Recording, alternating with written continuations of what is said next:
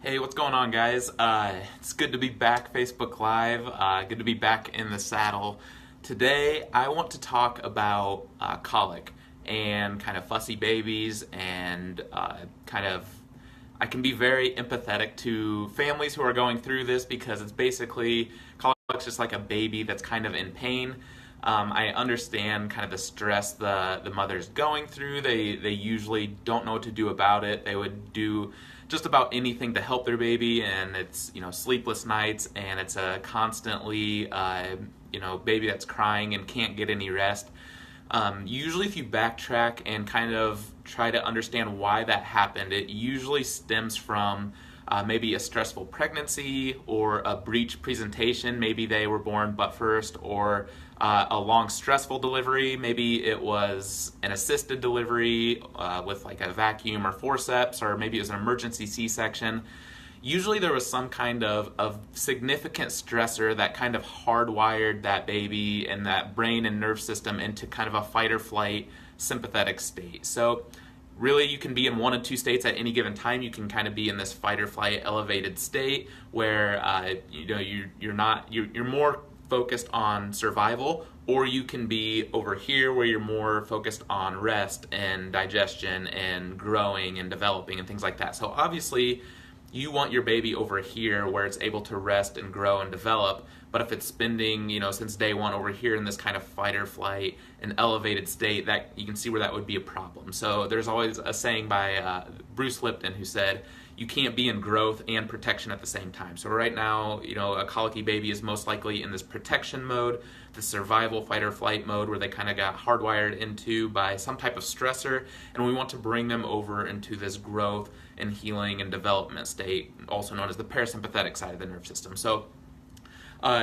with newborns, we obviously want them over in the growth and development side. We want them sleeping, we want them developing, but most times with colicky babies, they are crying all the time. They can't get a good night's sleep. They often don't feed well. So, a normal baby they should basically feel like a noodle. They should be limp. They should be in that restful state. Colicky babies, they're generally very rigid. They almost feel like bricks. They're in this very sympathetic state. They're in this elevated state. So if their muscle tone is way up high, then that's also a good indicator that they're most likely in this fight or flight state. So when you look at what the master control system of your nerve system and brain is, it's kind of the vagus nerve, which comes clear up here. And the vagus nerve basically acts as like this massive brake pedal. So when it's functioning well and when it's stimulated, it calms down the body and it puts it over into that restful state. So the vagus nerve and the brainstem and the medulla, they're all clear up here at the back of the head and at the top of the neck. So in the upper neck, that's the vagus nerve and the brainstem and all that is basically going to be in what's in charge of sleeping, as well as if your body's in this fight or flight state, or whether it's more in this parasympathetic brake pedal calm developing state. So this is the area of the spine that's generally irritated with an assisted delivery. It's kind of the natural lever point for an assisted delivery for them to grab onto and help assist that baby out. And a lot of times that'll cause irritation clear up here, especially to the foundational segments of the spine and that vagus nerve. So if the vagus nerve is not being stimulated because of the functional shift clear up here to the foundational segments of the spine, it's going to keep that body in that fight or flight state that it's hardwired in already. So the vagus nerve is going to be in control of how well your internal organs are working. If it's not stimulated the way that it should be, it can affect the gut and the esophagus and the stomach and the sphincters that are controlling those things. So that could also lead to things like reflux issues, gastrointestinal issues.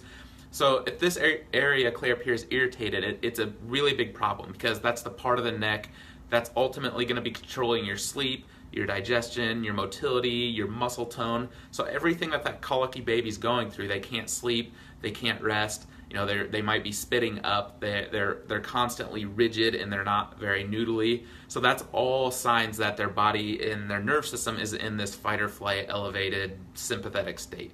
So getting the foundational segments of the spine clear up here where that vagus nerve is, getting them moving properly allows that vagus nerve to work properly, and that, in my opinion, is the biggest influencer on colic and that, what I mean by that is how much vagal tone your body's receiving is one of the biggest impactors on if your baby's able to rest properly, or if they're constantly fussing and kind of in pain and not able to get a good night's rest. So there are ultimately three things that happen to the foundational segments of the spine. There's a slight misalignment, and then there is a fixation from that, and that's where it gets stuck, and that causes that nerve interference. In this instance, specifically the vagus nerve primarily, to really not work properly and not get stimulated properly, so that when that happens, your body doesn't have that brake pedal to calm everything down, and everything just gets very elevated, and they're always on edge, and they're always clear up here when you just want their nerve system to calm down so they're able to relax and sleep. And because those babies, they should be sleeping for a long time. Once this nerve obstruction is addressed, you can expect your baby to sleep and poop, and they're going to sleep a lot. If you think about how much a baby's supposed to be sleeping anyways, if they haven't been getting more than an hour of sleep a night, and then they finally are able to, they sleep for it can be up to 20 hours or 20 plus hours. They sleep forever to try to catch up on what they weren't able to sleep with before. So the way that I kind of explain an adjustment, especially to the foundational segments of the spine up here, it's kind of a scary thing, especially to new parents. It's not like an adult adjustment at all. I usually explain it like it's like a sustained pressure, about as much pressure as you test to see how much a tomato, like if a tomato's ripe or not. It's the pressure you test to see if how ripe a tomato is about how much pressure you'd use to make an adjustment on a newborn, and there's no like twisting or cracking or anything like that. So that is kind of what I would look for if your baby has that colicky issue and they're not sleeping properly and all that stuff.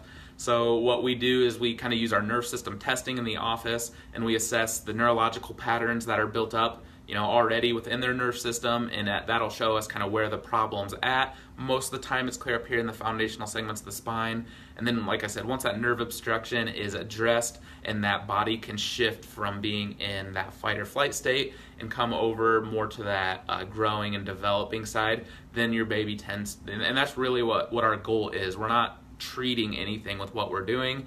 All we're doing is trying to get that nerve system working as best as it can. We're trying to shift the nerve system from being in this survival, fight or flight, always on edge state, and bring it over to the restful state where it's able to sleep and grow and develop and things like that. So obviously when that happens, it helps a lot of kids with colic finally able to get more than an hour of uninterrupted sleep, which is very important to the growing brain and things like that.